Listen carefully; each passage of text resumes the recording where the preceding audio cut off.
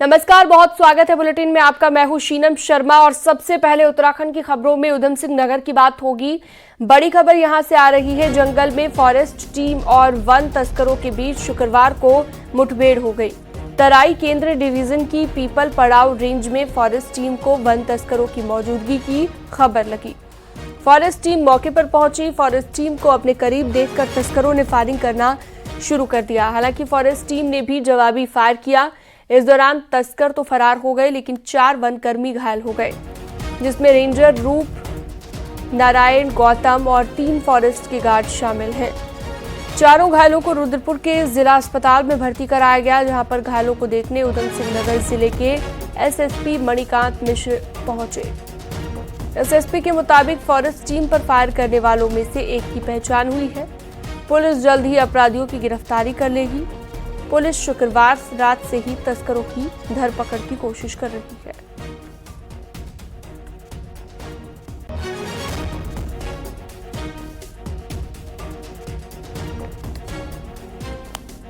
उसकी fire line पर वो लोग बैठे हुए थे। जैसे ही हमें देखा तो वो लोग खड़े हो गए और सीधे फायर करने लगे। हमारे द्वारा ही मौके फायर किए गए। जब उनको लगा कि हम घिर जाएंगे तो उन्होंने फिर सीधे फायर मारना शुरू किया, जिससे हम लोग को छर्रे लगे। मौके से एक बाइक मिली है, 2 आरे मिले हैं, एक सागौन का पेड़ है जो आधा कटा हुआ है। अभी तक का ये पता चला है कि गदरपुर थाना क्षेत्र में जो घटना हुई है उसमें 4 लोग घायल हुए हैं, जिनको बहुत हल्की चोटें आई हैं और गन शॉट इंजरी है, जिसमें कि अभी डॉक्टर से पूछने पर पता चला है कि छर्रे लगे हैं इनको। और वहाँ पुलिस पहुँच गई है, वनकर्मी पहुँचे हुए हैं, जिससे उस क्षेत्र की घेराबंदी की जा रही है। और चलिए, शैलेंद्र नेगी हमारे साथ लाइव जुड़ चुके हैं हल्द्वानी से इस खबर पर ज्यादा जानकारी के लिए। जंगल में ये जो वारदात हुई शैलेंद्र, लकड़ी तस्करों के साथ वन विभाग की मुठभेड़ हुई, और इस मुठभेड़ को लेकर क्या जानकारी है और अभी क्या लेटेस्ट अपडेट पूरी खबर पर? देखिए, पूरे मामले को लेकर के पुलिस को एफआईआर मिल चुकी है और एफआईआर के बाद जो है पुलिस की टीमें लगातार दबिश दे रही हैं पूरे इलाके में, क्योंकि ये ग्रामीण लोग ही बताए जा रहे हैं जो तस्करी का काम करते हैं, क्योंकि ये पूरे इलाके में वन गुजर भी रहते हैं और कुछ अन्य जो जातियां हैं वो भी यहाँ पर रहती हैं, जो लगातार तस्करी के काम में सक्रिय रहती हैं। जैसे ही इन्होंने फॉरेस्ट टीम पर फायर किया, पुलिस की टीम भी मौके के लिए रवाना हुई। कुछ लोगों की पहचान भी हुई है, जैसा कि जो घायल फॉरेस्ट रेंजर हैं वो बता रहे हैं। तो उसी आधार पर जो है आज इन लोगों के घरों पर दबिश दे रही है पुलिस। देर रात से ही दबिश दे रही है, क्योंकि एसएसपी मणिकांत मिश्रा ने कल ही चार्ज लिया और कल ही चार्ज लेते ही अपराधियों के हौसले इस तरीके से बुलंद देखने को मिले, जिसके बाद फॉरेस्ट की टीम भी अलर्ट पर है और उसके अलावा जो पुलिस की टीम है वो भी अलर्ट पर है और एक विशेष टीम बनाई गई है इन अपराधियों की गिरफ्तारी के लिए। हालांकि तराई भाबर के इन जंगलों में, विशेष तौर पर जो पीपल पड़ाव का ये इलाका है, यहाँ पर इस तरीके की कोई पहली घटना नहीं है। लगातार जो है जो वन कर्मियों पर फायर की घटनाएं होते रही हैं, क्योंकि यहाँ पर शीशम, सागौन, उसके अलावा साल और भी खैर जैसी जो महत्वपूर्ण लकड़ियां हैं वो इन जंगलों में भरपूर मात्रा में मौजूद हैं और जो वन तस्कर हैं वो यहां पर लकड़ियां काटने के लिए लगातार इसकी कोशिश में लगे रहते हैं। और यही वजह है कि जो फॉरेस्ट की टीमें हैं और इनके बीच में आए दिन इस तरीके की मुठभेड़ होते रहती हैं। लेकिन शुक्रवार को जो मुठभेड़ हुई वो बिल्कुल खूनी मुठभेड़ एक तरीके से कह सकते हैं, जिसमें 4 वनकर्मी जो हैं वो घायल हैं, जिनको अस्पताल में जिनका ट्रीटमेंट इस समय जारी है। हालांकि गनीमत यह रही कि किसी को भी बहुत ज्यादा गंभीर जो है वो चोटें नहीं आई, छर्रे उनको लगे हुए हैं ऐसा कहना है। लेकिन इसके बावजूद जो है वन विभाग की टीम बेहद इस मामले को लेकर के सीरियस है और जो लोग जिन लोगों की पहचान वन कर्मी कर पाए हैं उन लोगों की जल्द ही गिरफ्तारी का दावा एसएसपी भी कर रहे हैं और पहचान का दावा जो है वो फॉरेस्ट की टीम भी कर रही है। ठीक है, बहुत शुक्रिया शैलेंद्र तमाम जानकारी के लिए आपका। उत्तराखंड सरकार ने राज्य में निकाय चुनाव की तारीखें लगभग तय कर दी हैं और नैनीताल हाईकोर्ट में दिए जवाब में सरकार ने संभावित तारीखें बता दी हैं। राज्य सरकार ने हाईकोर्ट को बताया है कि उत्तराखंड में निकाय चुनाव की पूरी प्रक्रिया 25 दिसंबर तक पूरी कर ली जाएगी और इसके लिए 10 नवंबर को चुनाव की अधिसूचना जारी हो जाएगी।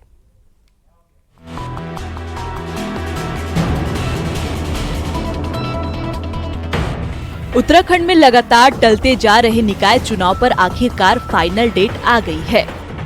हाई कोर्ट की सख्ती के बाद सरकार ने चुनाव कार्यक्रम कोर्ट में पेश किया है और 25 दिसंबर तक निकायों के चुनाव कराने का दावा किया है। साथ ही 30 सितंबर तक आरक्षण रोस्टर तैयार करने की भी बात कही है।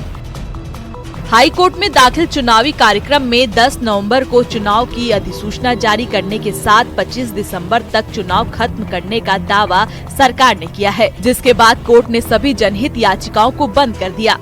उन्होंने जो समय सूची दी है उसके अनुसार 25 दिसंबर तक पूरी पालिकाओं के निर्वाचन करा दिए जाए और आयोग की ओर से माननीय न्यायालय को बताया गया कि पुनरीक्षण का कार्य तत्काल प्रारंभ कर दिया गया है और अगर राज्य सरकार रिजर्वेशन का काम भी पूरा कर दे तो हम राज्य सरकार के इस कार्यक्रम के अनुसार इलेक्शन करवा देंगे।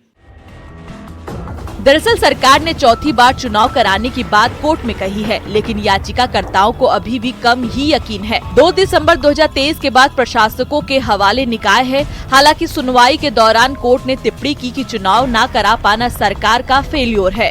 हालांकि याचिकाकर्ता अब इस मामले को सुप्रीम कोर्ट ले जाने की तैयारी में है। हमारा ये कहना है कि ये जो है कॉन्स्टिट्यूशन का वायलेशन है और कॉन्स्टिट्यूशनल मैंडेट का ये बेनिफिट नहीं दिया इन्होंने। कॉन्स्टिट्यूशनल मैंडेट फेल कर गया है, तो लिहाजा हमारा कहना ये था कि कोर्ट ने हमारी बात नहीं मानी। अब ये निश्चित रूप से संवैधानिक संकट है, तो ऐसी स्थिति में तो हमारे पास और कोई रास्ता बचता भी नहीं है माननीय सुप्रीम कोर्ट में जाने के अलावा। बहरहाल हाईकोर्ट ने निकाय चुनाव को लेकर दायर याचिकाओं को बंद कर दिया है और सरकार को ही चुनाव कराने की छूट दे दी है। अब सरकार ने 25 दिसंबर तक चुनाव कराने का दावा किया है, लेकिन अगर इन तारीखों तक चुनाव नहीं कराए गए तो सरकार को कोर्ट की अवमानना भी झेलनी पड़ सकती है। न्यूज़ 18 के लिए नैनीताल से वीरेंद्र बिस्ट की रिपोर्ट। और चलिए इसी पर ज्यादा जानकारी के लिए दीपांकर भट्ट हमारे साथ जुड़ चुके हैं। दीपांकर, उत्तराखंड निकाय चुनाव को लेकर वाकई ये हम कह सकते हैं कि एक बड़ी खबर है, इस पर पूरी जानकारी और अभी क्या अपडेट है ये दीजिए। बिल्कुल शीनम, क्योंकि 2 दिसंबर 2023 को कार्यकाल खत्म हुआ था यहाँ पर निकायों का और तब से इस बार जो तारीख अब हाईकोर्ट में सरकार ने बताई है वो बताइए कि 25 दिसंबर से पहले और 9 नवंबर को हम अधिसूचना जारी कर देंगे, यानी नोटिफिकेशन जारी हो जाएगा। तो नोटिफिकेशन जारी होने से बाद अगर हम ये भी मान लें कि 25 से 30 दिन प्रचार और तमाम कामों के लिए मिलेंगे तो दिसंबर के पहले या दूसरे हफ्ते में निकाय चुनाव होने चाहिए। जिस तरह हमने वकीलों की बात सुनी जो याचिका करता है कि हम सुप्रीम कोर्ट का रुख करेंगे, तो अब नहीं लगता यहां से कि सरकार इतना बड़ा रिस्क यहां पर लेगी कि सुप्रीम कोर्ट में याचिका करता जाए और फिर सुप्रीम कोर्ट राज्य सरकार को कहे कि आप चुनाव करवाएं। तो अब सरकार, जो हमारे पास खबरें हैं अंदर खाने की, अब सरकार पूरी तरीके से तैयार है कि निकाय चुनाव करवा लिए जाएंगे, क्योंकि अब सिर्फ एक रिपोर्ट परवर समिति को जो सौंपी गई है उसके लिए 1 दिन का सत्र बुलाया जाएगा और सत्र में उसे अप्रूवल के बाद इसमें तुरंत इलेक्शन के अनाउंस कर दिए जाएंगे। खास बात यह भी है कि जो 10 नवंबर की तारीख है तब तक दीपावली का जो त्योहार है वो यहां पर कंप्लीट हो जाएगा। 4 धाम की यात्रा, केदारनाथ के कपाट 3 नवंबर को बंद हो जाएंगे, तो 4 धाम यात्रा का जो एक दलील यहां पर थी गवर्नमेंट की तरफ से कि 4 धाम यात्रा है, आपदा की तमाम स्थितियां, वो स्थितियां कंट्रोल में रहेंगी, यात्रा समाप्त हो चुकी होगी, तो सरकार के लिए फिर कोई यहां पर बात कहने को नहीं होगी कि क्यों निकाय को आगे बढ़ाया जा रहा है। हां, पहले 25 अक्टूबर की तारीख दी गई थी, अब 25 दिसंबर से पहले चुनाव की बात की जा रही है।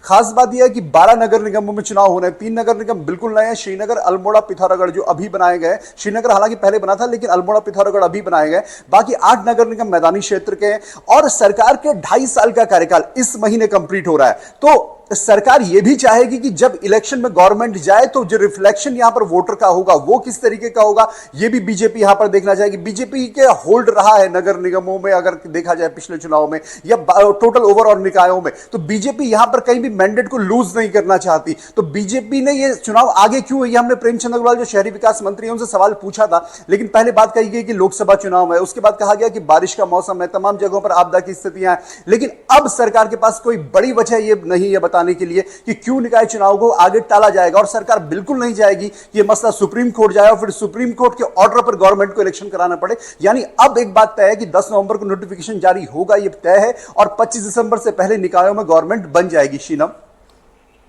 ठीक है, बहुत शुक्रिया, विस्तार से जानकारी दी दीपांकर भट्ट हमारे साथ जुड़े हुए थे हमारे सहयोगी। आगे बढ़ते हैं और अगली खबर आपको बताते हैं। बीजेपी के प्रदेश अध्यक्ष महेंद्र भट्ट का कहना है कि कांग्रेस वामपंथी नेताओं को राष्ट्रभक्ति से जुड़ने के लिए आरएसएस की शाखा में आना चाहिए। दरअसल उत्तराखंड सरकार ने सरकारी कर्मचारियों पर आरएसएस की शाखाओं में हिस्सा लेने पर जो प्रतिबंध लगा रखा था उसे हटा दिया है। उसके बाद से ही विपक्ष हमलावर है। हर विषय में सवाल खड़ा करता है, मैं तो उनसे भी आग्रह करूंगा कि क्योंकि राष्ट्रवादी सोच से जुड़ने के लिए कांग्रेस के लोगों को, वामपंथी लोगों को शाखा में जरूर आना चाहिए। तो धर्म से क्या विषय है, धर्म के लोग तो सब लोग आएंगे, हर धर्म के लोग आएंगे, इनको राष्ट्रवादी बनना हुआ संघ की शाखा में आएगा। उधर कांग्रेस के वरिष्ठ नेता हरीश रावत ने सरकारी कर्मचारियों को आरएसएस शाखा में जाने की अनुमति पर कहा कि सरकार को इस तरह के मापदंड बनाने चाहिए कि कल कोई दूसरा संगठन इसका दुरुपयोग ना कर ले। हरीश रावत ने बांग्लादेश के जमायते इस्लामी का उदाहरण देते हुए कहा कि पहले की सरकार ने उस पर प्रतिबंध लगाया था, लेकिन अब की सरकार ने उस प्रतिबंध को हटा दिया है। अब बांग्लादेश के अंदर जमायते इस्लामी एक ऐसा संगठन है जो भारत विरोधी गतिविधियां करता है, क्योंकि वहां की सरकार ने, पहले की सरकार ने प्रतिबंध लगाया था, आज की सरकार उसकी गोद में बैठ गई है। हम भारत में चिंतित हैं।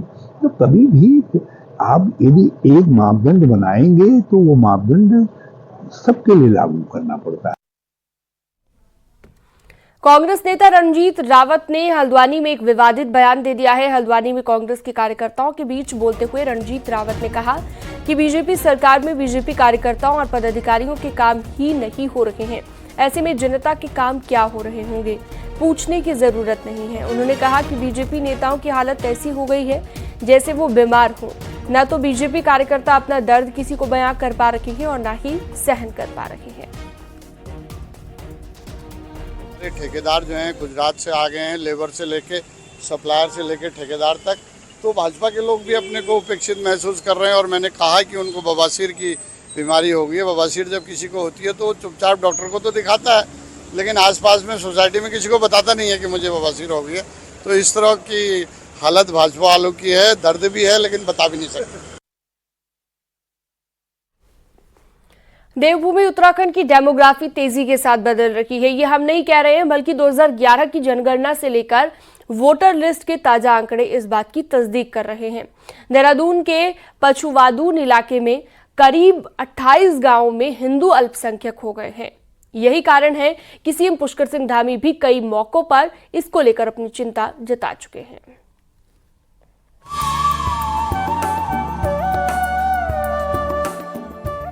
देवभूमि उत्तराखंड, जहां पर्वतों पर देवता वास करते हैं, जहां की घाटियां भी देवी देवताओं का घर है, जहां पवित्र 4 धाम यात्रा भारत में सबसे लोकप्रिय हिंदू तीर्थ यात्राओं में से एक है, उस देवभूमि का डेमोग्राफी तेजी से बदल रहा है। देवभूमि का मूल स्वरूप किसी भी कीमत पर बिगड़ना नहीं चाहिए। अब उत्तराखंड में डेमोग्राफिक चेंज पर मुख्यमंत्री धामी ने भी चिंता जाहिर की है और साफ कर दिया है कि इस प्रकार के डेमोग्राफिक चेंज को किसी भी हाल में बर्दाश्त नहीं किया जाएगा। नहीं, देवभूमि का मूल स्वरूप किसी भी कीमत पर बिगड़ना नहीं चाहिए। उसको लेकर हम प्रतिबद्ध भी हैं, हमारा संकल्प है। इसीलिए हम यहाँ पर डेमोग्राफिक जो चेंज की लगातार आप सब लोगों के द्वारा भी अन्य माध्यमों से भी पता होता है, उस पर वेरिफिकेशन ड्राइव चलेगी और पुलिस और हमारा गृह मंत्रालय उस पर संयुक्त रूप से काम करेगा। उत्तराखंड में डेमोग्राफिक चेंज के जो आंकड़े आए हैं वो बेहद चौंकाने वाले हैं। हिंदू बाहुल्य 28 गांव मुस्लिम बाहुल्य हो गए। सहसपुर के एक बूथ पर 1155 वोटर में 905 मुस्लिम हैं। सहसपुर के दूसरे बूथ पर 1000 में 795 मुस्लिम वोटर। 70 में 15 सीटों पर निर्णायक भूमिका में मुस्लिम वोटर्स हैं। कुछ विधानसभाओं में 30% तक मुस्लिम आबादी पहुंच चुकी है। देवभूमि के ये आंकड़े यूं ही नहीं बदल गए, बल्कि इसके पीछे बड़ी साजिश है। 4 जिलों की बात करूंगा, मैदानी जिलों की, जो यूपी से जुड़े हुए हैं। उधम सिंह नगर है, देहरादून है, हरिद्वार है और नैनीताल जिले हैं। इन 4 जिलों में मुस्लिम पॉपुलेशन, अगर आप आंकड़े देखेंगे 2011 के बाद से एकाएक तेजी से बढ़ा है। इन चारों जिलों में 30% से ज्यादा मुस्लिम आबादी हो चुकी है। ये वोटर लिस्ट भी कहती है और जनसंख्या के आंकड़े भी कहते हैं।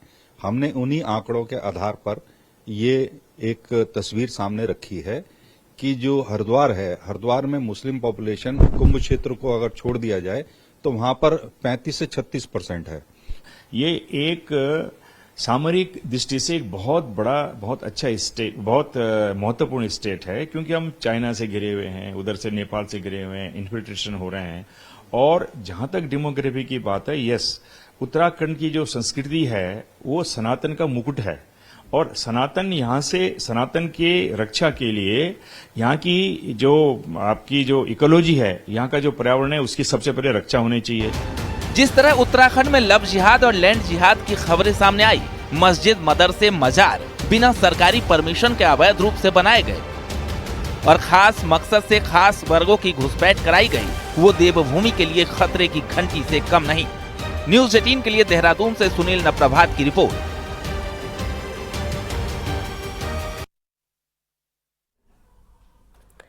उत्तरकाशी में भारी बारिश के बाद गंगोत्री हाईवे बंदरकोट और गंगनानी के पास मलबा पत्थर आने से बंद हो गया है। इसके साथ ही यमुनोत्री हाईवे पर भी किसाला के पास मलबा पत्थर आने से बंद हो गया है, जिसकी वजह से सुबह से ही मार्ग में सैकड़ों यात्री फंसे हुए हैं। लेनीवी, एनएच और बीआरओ मार्ग खोलने में जुटा हुआ है।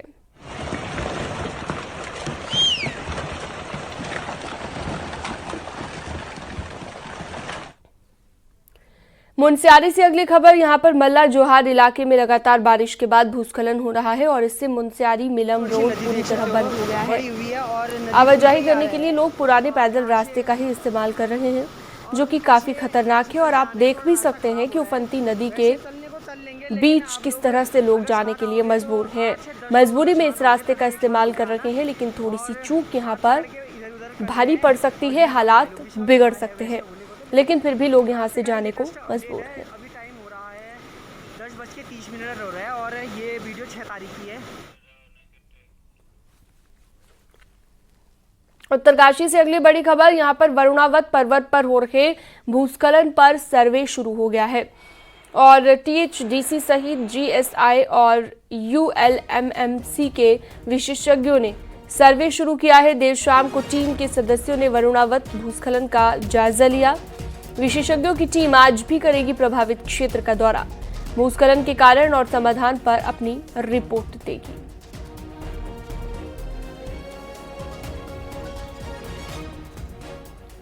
बलबीर परमार हमारे साथ जुड़ गए ज्यादा जानकारी के साथ। बलबीर, कब तक ये सर्वे शुरू होगा और कितना लंबा ये सर्वे चल सकता है, क्या जानकारी इस खबर को लेकर?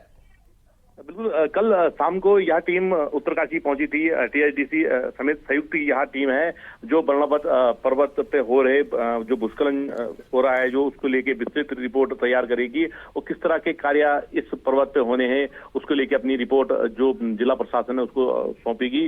तो कल जब ये टीम पहुंची थी तो इन्होंने तरेटी पे भी एक निरीक्षण किया, उसके बाद जो कुटीटी है वहां से भी जो भूस्खलन जोन है वहां का जायजा लिया और उसके बाद जिलाधिकारी से मुलाकात करके अपनी चर्चा की। भूस्खलन जोन जिस तरह से सक्रिय हुआ है तो बताया जा रहा है कि यह सर्वे 2 से 3 दिन चल सकता है और जिस तरह से पहाड़ी पे हलचल हो रही है 90 डिग्री के ऊपर जो भूस्खलन जोन बना हुआ है वहां तक यह टीम पहुंचेगी और क्योंकि भारी मलबा वहां पे अटका पड़ा है तो किस तरह से इसका ट्रीटमेंट कार्य होना है उसके लेके अपनी एक विस्तृत रिपोर्ट बनाएगी, जिसके बाद ही कार्य वरुणावत पर्वत का शुरू किया जाएगा। जी ठीक है, बहुत शुक्रिया तमाम जानकारी के लिए आपका बलबीर।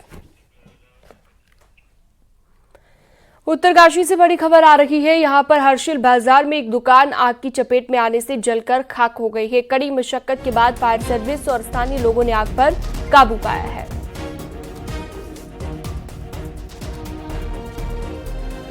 तो आग में जलकर सारा सामान राख हो गया है। तस्वीरें आप देख सकते हैं, दुकान में भीषण आग लगने की ये तस्वीरें। बमुश्किल आग पर काबू पाया गया। हर्षिल बाजार में ये आग लगी है।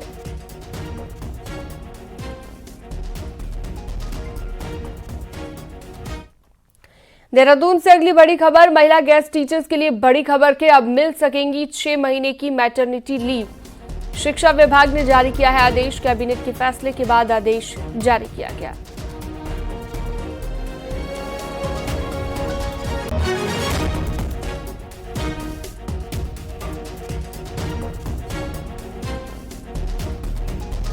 आगे बढ़ते हैं। अल्मोड़ा के जागेश्वर धाम पहुंचे पीलीभीत के लोगों ने जमकर हंगामा किया है। हालात यहां तक पहुंच गए कि पुलिस को बुलाना पड़ा। पुलिस ने आकर मामले को शांत कराया। हालांकि इससे पहले काफी देर तक हंगामा होता रहा। असल में जागेश्वर में शाम की आरती के बाद कोई भी श्रद्धालु दर्शन नहीं कर सकता, लेकिन पीलीभीत से पहुंची 5 महिलाएं भगवान के दर्शन करने की जिद करने लगी और इस पर अड़ गईं। पुजारियों और व्यापारियों ने उन्हें समझाने की कोशिश की, लेकिन महिलाएं मानने को तैयार नहीं थीं। उस पर हंगामा हुआ। बाद में पुलिस ने मामले को शांत कराया।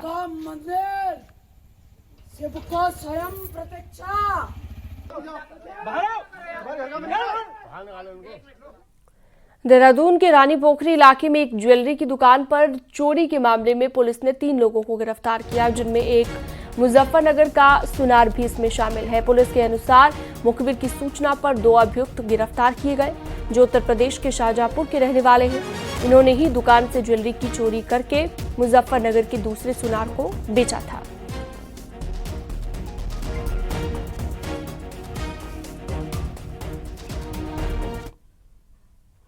हरिद्वार में HRDA द्वारा बनाए जा रहे स्पोर्ट्स कॉम्प्लेक्स और स्पोर्ट्स स्टेडियम का शहरी विकास मंत्री प्रेमचंद अग्रवाल ने निरीक्षण किया है। इस दौरान कई अधिकारी भी मौजूद रहे। प्रेमचंद अग्रवाल ने कहा, एक ही छत के नीचे सभी खिलाड़ियों को प्रैक्टिस का मौका मिलेगा।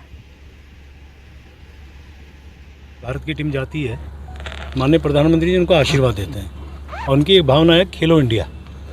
उसी कंसेप्ट को हमने अपने उत्तराखंड में करने का प्रयास किया है और मैं कह सकता हूं कि HRDA जो हमारा आवास विभाग का एक अंग है, उसके द्वारा यहाँ पे मुझे तो कहते हुए खुशी हो रही है कि बहुत ही बढ़िया और एक ही छत के नीचे सारे जितने भी स्पोर्ट्स एक्टिविटी है यहाँ पे हो सकेंगी। रामनगर में इन दिनों कुछ स्टूडेंट्स शहर का मास्टर प्लान तैयार कर रहे हैं। ये मास्टर प्लान पर्यावरण को ध्यान में रखते हुए बनाया जा रहा है। दरअसल ये स्टूडेंट्स सुशांत यूनिवर्सिटी गुड़गांव का है, जो यहाँ का मास्टर प्लान इस तरह से तैयार कर रहे हैं कि अगले 20 साल तक इसे दोबारा बनाने की जरूरत ना पड़े। इसमें प्रशासन से भी इन्हें सहयोग मिल रहा है, क्योंकि शहर का प्लान कई साल पुराना हो चला है। ऐसे में बढ़ती आबादी का दबाव यहाँ पर पड़ रहा है।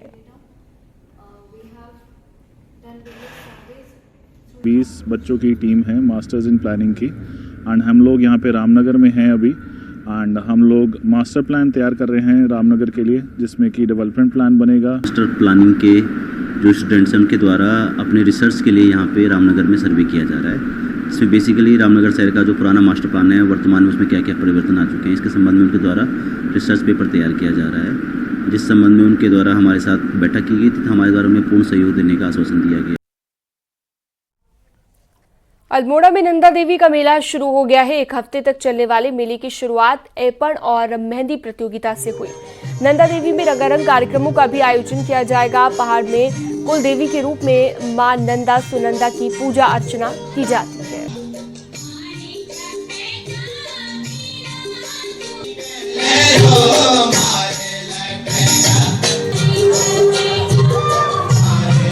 निवेदन है कि 6 तारीख से 13 तारीख तक जो मेला यहाँ पर आयोजित किया जा रहा है, 13 को इसकी शोभा यात्रा है।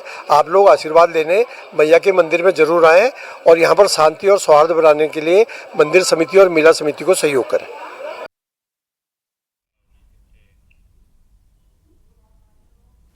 हरिद्वार में 50 साल पहले घर बार छोड़कर संत समाज में प्रवेश करने वाली महामंडलेश्वर स्वामी संतोषी माता के भक्त स्वर्ण जयंती मना रहे हैं। कनखल स्थित संतोषी माता आश्रम में 9 दिन तक चलने वाले श्रीमद् भागवत कथा की शुरुआत हुई।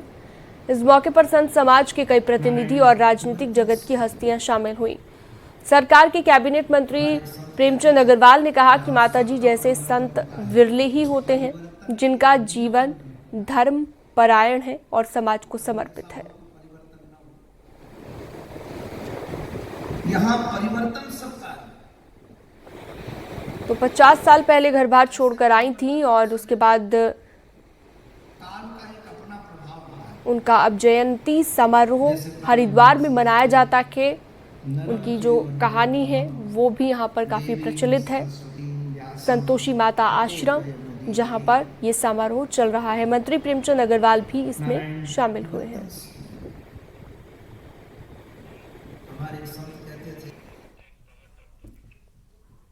और पहाड़